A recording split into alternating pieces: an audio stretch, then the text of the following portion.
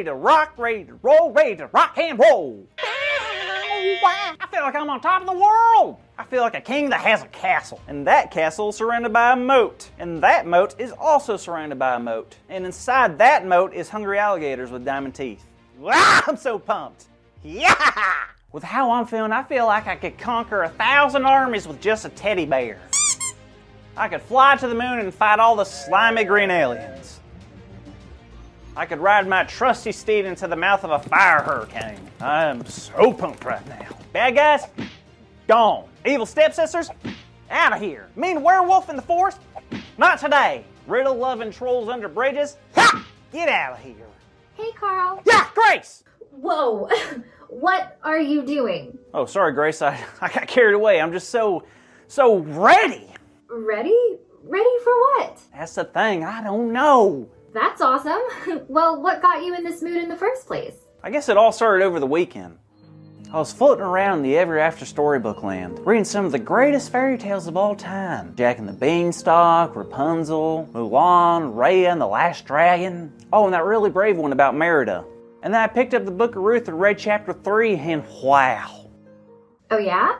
Want to tell me about it? Oh, you're not going to believe this. So last week we talked about how Ruth met Boaz, right? A loving guy who started to treat her very well. And as you know, he was even related to Naomi, Ruth's mother-in-law. Yes, such a wholesome story. That's the thing, it keeps getting better. Now apparently back then, if someone very close to you died, you'd wear clothes to show others how sad you were. You'd wear clothes that would show that you were grieving. Wow, I didn't know that. Yeah, but Naomi and Ruth talked and they decided that Ruth was going to wear clothes that would show others that she's possibly looking to get married again.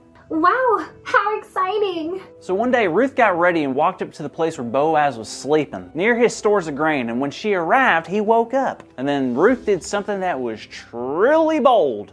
What did she do? She asked Boaz to redeem her family by marrying her. Wow, that is bold. That was probably unheard of back in Ruth's time. That's what makes this so cool. She had the courage to do something that not a lot of people would have the courage to do. Right? I mean, she's really putting herself out there. I would be so nervous. What if he said no? She really was taking a huge risk. But Boaz was so impressed with Ruth that he called her a noble woman. Oh, nice. Want to explain to the kids what noble means? Well, I had asked my unicorn friend here in the Ever After, and he said this. Being noble means you're the person who does the honorable, respectful, and righteous thing. Nay. Thanks, Al Capone. Okay, so, are you gonna tell me? Tell you what. What did Boaz say? Ruth asked him to marry her. Did he say yes? Unfortunately, no. Oh no, that's awful. Just kidding, he said yes. Boaz and Ruth would become husband and wife, and Naomi was so excited. I can't even imagine. How cool is it that God took care of Ruth like that? Not only that, God gave Ruth the boldness to do something so daring. I guess you're right. So that's why you were so excited earlier, right? Yes, and it just got me thinking. About what? Well, think about it. We have no idea what our future holds. We don't know the challenges that are going to be waiting for us in the next chapter of our story. But What? But it's so exciting to know that no matter what's coming, God will continue to give us boldness like Ruth had. I love that. I know I'm terrified to do a lot of things, but this story really inspired me.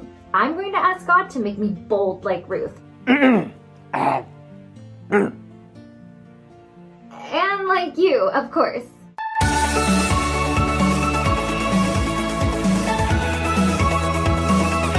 Hey kids, did you guys have an awesome time learning about Ruth's boldness today? Me too, and that is why this week's big idea is God gives us boldness. So we're gonna shout that as loud as we possibly can on the count of 3. Ready? 1, 2, 3. God gives us boldness! Great job, great job. Wonderful, everyone did a wonderful job. Now, I'm gonna go follow Grace's lead and go ask God for some boldness. All right, Andy, but be careful. Whoa, why is that, Carl? I'm just saying that you should just be careful that you say it right. I mean, God will understand you no matter what, but earlier in the Ever After story, I accidentally wrote goldness instead of boldness, and well, this happened. Oh, no, Yeah, I'll be careful. Thank you so much. Happy to help. Bye, y'all.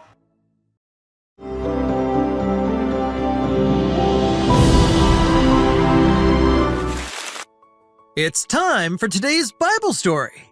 It comes from the book of Ruth, chapter 3. Even though Naomi and Ruth had lost their family and traveled to Bethlehem without knowing how things would turn out, they were actually getting along fine. And Naomi had a great plan. She just found out that they had the chance for something really good to happen. God was looking out for them when they had nobody else to count on. But in order for this plan to work, Ruth would have to be bold. You see, Ruth was working every day in the field that belonged to Boaz. Boaz was related to Naomi, and so, if he wanted to, he could marry Ruth and bring her and Naomi into his family and take care of them. The only thing was that Boaz didn't know Ruth wanted to marry him, and Ruth didn't know what he would say if she told him she did. Naomi told Ruth to be bold and tell Boaz she wanted to marry him. So she did what Naomi told her to do. She got all dressed up and went to Boaz and told him she wanted to marry him. This was a very bold thing to do. What if Boaz didn't want to marry her? What would she do then? But Boaz did want to marry her. In fact, he was surprised and overjoyed. He couldn't believe that she would want to marry him out of all the guys in all the world. He was so happy that Ruth had been bold and asked for his help. Ruth had to be bold and take a chance, believing that God had something awesome in store for her and Naomi. When you feel shy or unsure, don't forget, God is with you. Remember the story of Ruth, and remember, God gives us boldness.